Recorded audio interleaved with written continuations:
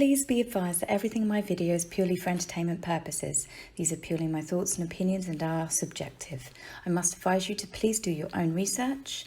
All media users found on the public domain and are fair use and fair dealings. Hi guys, I said I'd be back very soon. I hope you liked my video yesterday. I just want to say a big thank you to everyone that supported my channel. I have realised that I've near enough got 42,000 subscribers.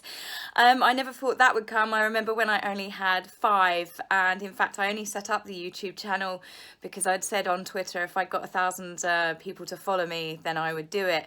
And if it wasn't for all of the lovely support and everything you give me, I wouldn't continue with this. So I just wanted to say thank you to all of you, and thank you to all of you that have bought me a coffee over the past year. It's been amazing. I have had my ups and downs with the channel and stuff, but it's you guys that really do keep me going. So thank you very much for all the wonderful compliments and everything, and the emails and stuff that you send in. I really appreciate it. So before I start this video off, I want to tell you guys just a quick story which made me laugh. I went out for a walk with my husband, and this is what this isolation is doing to me. I think I'm actually losing the plot. So we're walking through the woods, and lovely day, and I can hear this. I heard a cuckoo, and I said to my husband, I said, "That's a cuckoo," and he's like, "No, it's not." I said, "It is. Listen." And you heard the noise, and then he was convinced. He was like, "We don't have them," and I was like, "Well, clearly we do, because that's a cuckoo." And he said, "Well, how do you know it's a cuckoo?" And I was like, "Because listen, cuckoo. See, cuckoo." He said, "Well, how do you know it's not an owl?" I said, "Because an owl goes woo woo. Cuckoo. See, listen, cuckoo, woo woo. See, it's definitely a cuckoo." So then I looked it up, and by the time I'd looked it up, I don't think it mattered whether I proved him right or wrong at this point. He was just looking at me like he was going to have me committed to the nearby funny farm. So on with the video. So on Saturday we had the 75th anniversary of Victory in Europe Day. This was when it was the end of World War II and Germany said we give up. It's a day that's known for celebrations all around the UK, and obviously because of what's happening in the world, there wasn't as many street parties, and you used to go down the pub and go to town. They often had like really old-fashioned sort of cars, wartime cars and stuff that used to come into where I live and that. But people did still celebrate. There were lots of gardens decorated, lovely, and it was really nice to still see a bit of that kind of spirit as we went out for dog walks. The Queen gave another tremendous speech. It's a little bit emotional invoking actually. She wore 2 aquamarine brooches. They were actually a gift from her father King George on her 18th birthday, which I thought was quite sweet. Obviously it was a very big nod to King George because he was the one that gave the speech back in 1945 when at 9 p.m, funny enough the same time the Queen did her speech in sort of memory of it, to basically end World War II. All of the Windsor's social media accounts actually had the audio available of the King's speech given on that day. Again, it was a sort of emotional thing to think 75 years have passed. Catherine and William did something lovely. They phoned a care home and spoke to veterans living in the care home and asked a couple of them, what their memories were. It was nice to hear from people that actually remember the celebrations on that day. I can only imagine what the spirit must have been like, how the whole world must have really felt. And it's amazing, isn't it, how quickly time has gone by, but those memories will never be forgotten. Those lives that were lost, it's something that I'm very, very glad that as a country people still commemorate of all ages. So speaking of which, you would think on such an important day of someone that was originally, and not that long ago, the Captain General of the Royal Marines, someone who has done nothing but preach and moan about how he was forced to leave the military. It's not what he wanted to do. So such a national, huge, worldwide day, monumental day in history for his family, for his great-grandfather as well. Not a peep from Harry. Not a peep. Not a video link, which he loves doing, which I'll get onto in my next video. But there was nothing from him. Instead, we got a lovely PR article. We were told that Harry and Meghan escaped Canada very stealthily, like a Mission Impossible film. Anyone would think it was the Great Escape, which was very offensive on VE Day. They were not prisoners of war in camps. They were not being held against their will, but they got whisked away in the middle of the night or early AM by a gentleman called Tyler Perry, who I did have to look up. I didn't have a clue who he was. His $150 million private jet, well, they had to quote how much his private jet jet was, it's a private jet nonetheless, whisked the family away, dogs included. They got through, they didn't have to go through customs. It was all done in secrecy. Why?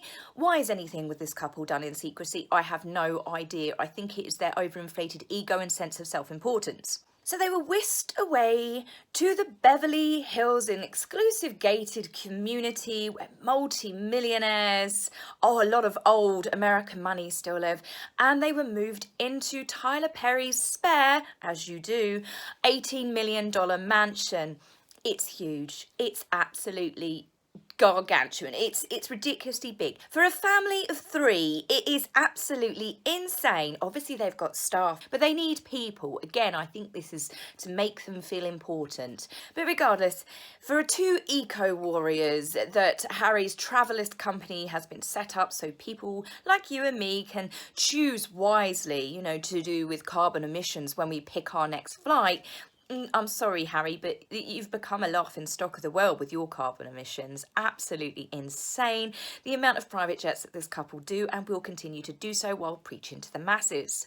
So Preach and Leech is one of the nicknames that they have had. And to be honest with you, this pretty much suits them, as does the Fresh Prince of Bel-Air comedy picture that came out of Harry. The Fresh Prince of Bel-Air moving from one freebie mansion to the next, taking his wife and child in tow. These 2 are unbelievable to move from freebie Frogmore if they ever moved in there, but you know, they had the Cotswolds homes, right? And then they had the Nottingham Cottage, and then they were going to move into Kensington Palace. It was actually renovated at a cost of over £1 million, but that got hushed under the carpet because the couple didn't move in there. Then obviously you had the Frogmore renovations. Then you have the Escape to Canada, don't you? That beautiful waterfront mansion. $14 million, that one. So yet again, they have upgraded. The cost of these mansions are going up and up and up.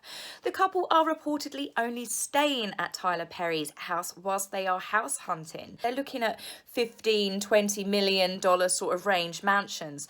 How the hell Harry can afford that? Is Charles going to pay that sort of money? I'm not quite sure how they're going to afford to, if they manage to actually buy a property of that size, how they're going to manage the upkeep, plus all of the staff, the top staff that they've got on their retainers that they're having to pay. I just find this whole thing bizarre with them. It's like they've found the genie lamp, or they have a money tree growing somewhere, and I just can't believe that this sort of money is going to come from Charles. So as I said, Tyler Perry, I had to look him up. I didn't know who he was. He is apparently one of the richest men in America in entertainment. I'd never heard of him before. He's famously known for playing I guess a cross-dressing role, Medea. There's been lots of films out. As I said, this is all new to me. I had to look it up. In 2011, he was described as by Forbes as literally the richest man in entertainment at that time.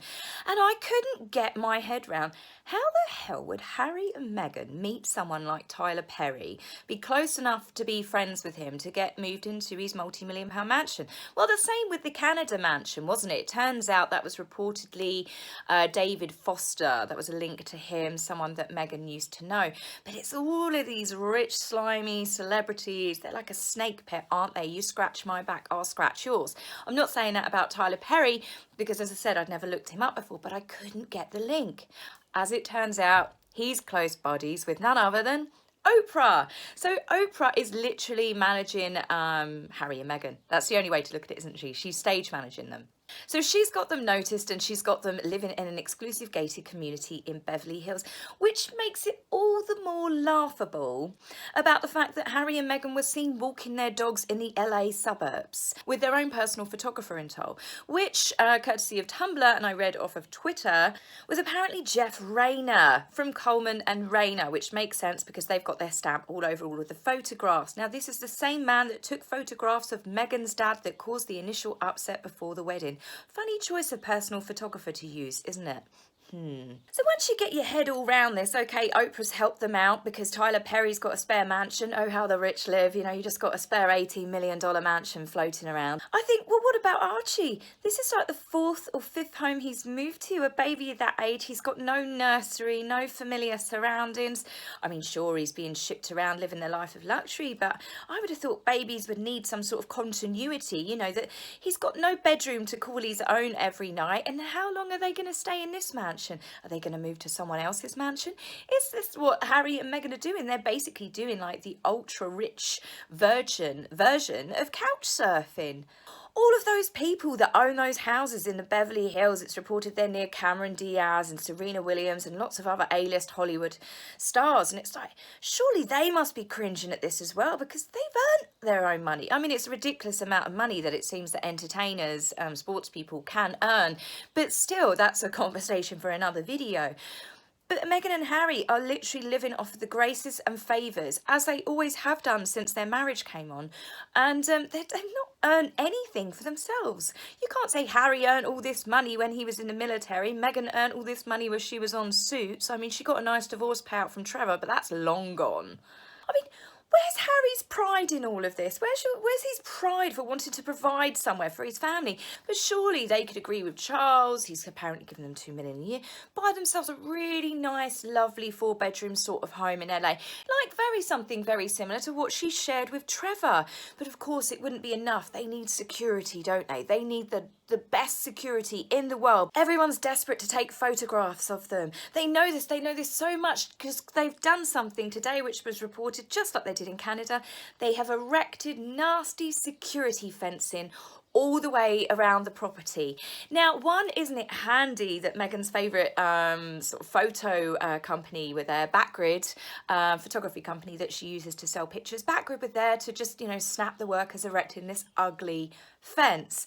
But the fence, I'm not being funny, the helicopters, they look down, drones look down, and I just think all it's doing is drawing more attention to you. All these people that are going to be walking up in the LA hills, like Meghan reportedly used to do with her mother. And they're going to spot that house from a mile off because it's the only one with garish black fencing all the way around it. What about the other celebs that live in the area? They go out and lounge by one of their many swimming pools and they look over and you've got this horrible fencing going around. Who's paying for the fencing? Is Tyler paying for that fencing? It's absolutely insane. They did the same, didn't they, with the house in Canada? Residents that had lived in the area that used to walk along the beach were told they weren't allowed to go on the beach. They weren't allowed to walk around the lake in certain areas. These two are in a gated community. It's just, I think it is attention seeking. It's look at us, we're so important, look at us. Speaking of the neighbours, it's also been reported from various sources that they're getting a bit ticked off the number of helicopters that are flying over. But again, like with every property they've ever had, I think Harry genuinely needs to send Meghan for a full body scan to see if she's got some sort of tracking chip in her. Because it's amazing, isn't it? Harry had that bolt hole in the Cotswolds. He had previous girlfriends. As soon as he gets with Meghan, Splash News found exactly where they were. Harry successfully sued them for invasion of privacy. Nottingham Cottage, Kensington Palace, Frogmore. Okay, it got announced that they were being given Frogmore as a gift from the Queen. But then the house in Canada. People didn't know where they were.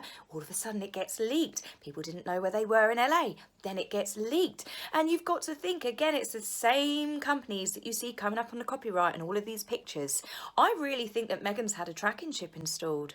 So with Harry and Meghan taking favours of all these celebrities that they're now suddenly being linked to, are they that naive to think that those celebrities, or whether it's Oprah or whoever, are not going to come knocking for a favour one day?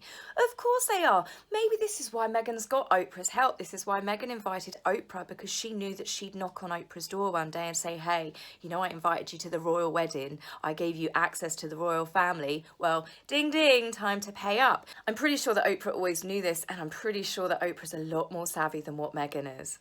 We've already had Jennifer Garner thanking Meghan for sharing Archie with us like she was sharing the next Messiah. And it's all of these rich celebrities now, and as it turns out, they're all linked. They're either friends of Oprah's, they've got the same PR company, or they've just got links. And I've read so many people have said that LA is a really cold place to live. Well, Meghan's going to fit in there fine, but for Harry, he's learning this new way to live. It doesn't suit him, and it's just embarrassing. A former prince of the United Kingdom, Diana and Charles' second son, behaving like this. It's unbelievable, isn't it, how quickly Meghan has turned him into a worldwide embarrassment. Harry was once a poster boy for young girls growing up. You know, I remember sort of like at school we had them in the magazines. There were pictures of Harry and William and who did you fancy more and stuff. Now Harry to me just looks soulless. He looks dark, his eyes are empty, he looks shrewd, he looks poorly. I'm going to go over Harry in my next video due to the number of video clips that Harry seems hell-bent on releasing. It seems to be his latest addiction. But what do you guys think? I mean, I just find their sense of self-importance with the constant security, these fences going up there. I mean, all those rich people, famous A-list superstars, you know, really famous people, they're not doing that. They've not got all these fences erected around them. Freebie after freebie, hundreds of thousands of pounds have been spent on them, millions of pounds have been spent on this couple since they got together. Whether it's Charles, whether it's the Queen, whether it's the UK taxpayers, now it's friends helping them out, rich celebs. And I'm not being funny, these are not lifelong friends. They don't know them. They haven't earned a damn penny. And their sense of grandiosity is just absolutely shocking. The egos on these two. Living in a mansion like that is just absolutely disgusting for two people that will no doubt, when this travel ban and everything's lifted off them, Harry will be barefoot walking around on a sandy beach giving us speeches about our carbon footprint on the planet. It's obvious that they didn't want a quiet life. It's obvious that they did not want privacy. People compare them to Edward and Wallace. They've done it since day one. And I'm sorry, but even Edward and Wallace had more class in their little finger than these two. If Charles and the Queen are still funding these two, then absolutely more fool them, because with every article that comes out, with every cheesy thing that they do, with every kind of money-grabbing, bad PR failure that they push out into the world, because they still have that dukedom, they are still very much linked to the royal family. And the longer that the Queen and Charles let them keep those titles, keep the dukedom, keep being publicly funded, which they are to a degree, we still are paying for their security. Yes, they have additional security out there, but we are still, do not be fooled. It's going to damage the future of the monarchy the longer that these two look like that they're being supported by the royal family, and the longer that the Queen and Charles continue to let this embarrassing behaviour go by, then it will be another score for the people that want a republic. Never ever have another royal couple come across as so embarrassing and so arrogant and so self-important as the way that these two have done in such a short space of time. I know some people will post comments saying that I'm jealous, and I sometimes think, yeah, it'd be wonderful to be rich so you have no money concerns in the world. They are definitely going to be richer than what I will ever be. I'm sure my husband and I will probably not even see a fraction of the sort of wealth that Harry and Meghan have together. But I would rather have my dignity than live my life like them. So for people that could say I'd be jealous, I'm sorry, I wouldn't swap my life for all the gold in LA. But anyway, guys, I hope you liked the video. I will be back with you hopefully tomorrow.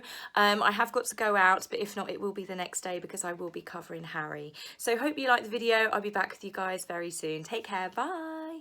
If you like my video, please remember to like and subscribe. Please, angry typist, you will be blocked, so save your fingers the time. If you would like to buy me a coffee, please go to my About page and click the link. Love, Taz.